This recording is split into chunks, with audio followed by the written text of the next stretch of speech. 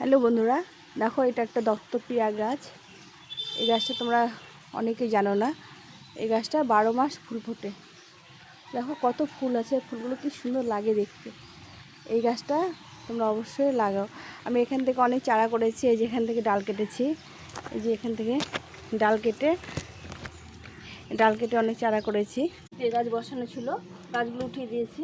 এখন এটার মধ্যে এই দত্তপ্রিয়া গাছটা লাগাবো। রাখি করে বস্তার মধ্যে মুখ বেঁধে রেখে দিয়ে গোবর সার, খোল, নিম খোল দিয়ে এই যে মাটিটা করে রেখেছিলাম, এই মাটিটা দিয়ে এখন বসিয়ে দেবো। কলম কুচি দেওয়া আছে, তারপরে পাতা টাতাগুলো দেওয়া। এই দেখো এই গাছটা এখান থেকে বের করবো, আমি করে রেখেছিলাম।